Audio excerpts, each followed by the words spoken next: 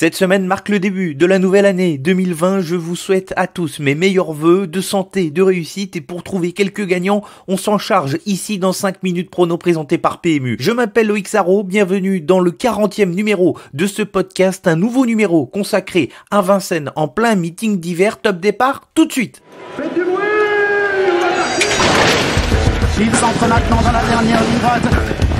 Faites vos jeux. Et ça va se jouer sur un sprint final.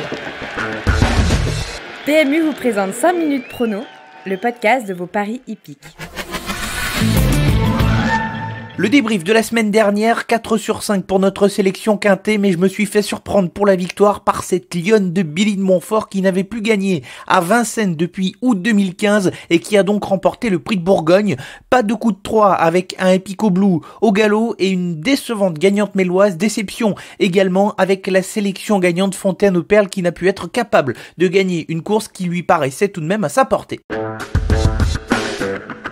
Étudions ensemble le quintet plus de ce dimanche sur l'hippodrome de Vincennes, la 4e course, le prix de Lille 2100 mètres autostart, ça va barder. Une sélection ici réduite avec 3 incontournables et 3 associés. Jean-Michel Bazir est incontournable dans ce quintet et 2 des chevaux de son écurie figurent dans cette catégorie. On va commencer par le numéro 8, Dorgos de Guez. C'est la première fois de l'hiver que Jean-Michel Bazir lui-même s'installe à son sulky, un cheval qu'il a toujours estimé. Il vient de prendre du moral en gagnant une course pour driver amateur. En toute logique, il devrait terminer à l'arrivée de ce quintet un prétendant à la victoire, tout comme son autre pensionnaire, le numéro 4, Colonel, un vrai cheval de vitesse qui a déjà gagné 2 courses sur ce parcours cet hiver. Il s'entend bien avec Nicolas Bazir et a hérité d'un bon numéro derrière les ailes de l'autostart avec le numéro 4. Il faut qu'il soit détendu dans le parcours, mais en classe pure, il a nettement la valeur d'un lot comme celui-là. Enfin, le dernier incontournable, c'est le numéro 7, Orlando Jet, un cheval dont on a déjà parlé dans ce podcast, un des meilleurs chevaux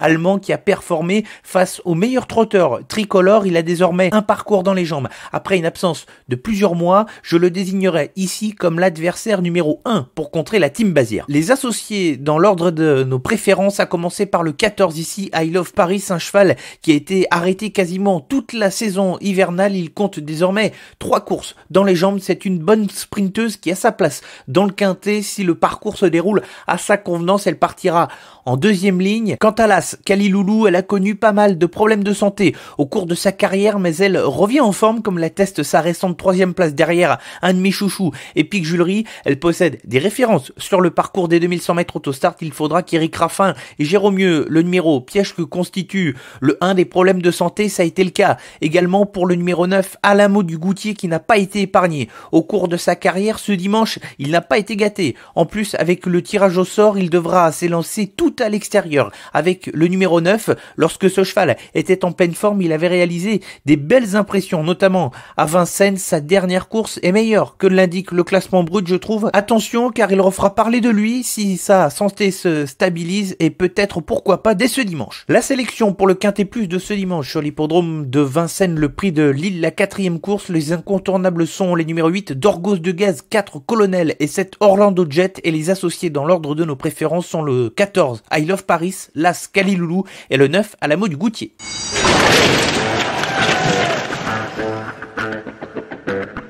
Un coup de 3 ici sur l'hippodrome de Vincennes et on spécule avec plusieurs outsiders dans ce coup de 3, et on va commencer tout de suite dans la première épreuve avec le numéro 14, Gold PJ, un cheval entraîné par Mickaël Lemercier qui l'a confié de nouveau à François Lagadec. Ensemble, il s'était imposé il y a de cela quelques mois. Le cheval va rester ferré face à plusieurs concurrents qui seront pieds nus pour la première fois de leur jeune carrière. Et oui, en 2020, les chevaux qui sont âgés de 4 ans sont autorisés à être déferrés, et les G font partie de ces chevaux-là. En subissant la course, Gold PJ peut terminer sur quelques concurrents fatigués et arracher un accessite. Il y aura une cote intéressante, tout comme le numéro 8, Flying Brickell, qui va participer à la 2e course, un cheval que j'adore, qui est assez spécial, mais qui n'est pas forcément des plus précoces. Sa dernière course est meilleure que l'indique son classement. À l'arrivée, le cheval sera monté en condition et son entraîneur, Gabriel Poupou, a décidé de le déclarer pieds nus pour la première fois de sa carrière. Son driver, Pierre-Yves Verva, avait gagné avec lui dans un bon style en septembre dernier sur l'hippodrome d'Anguin. J'espère le voir ici renouer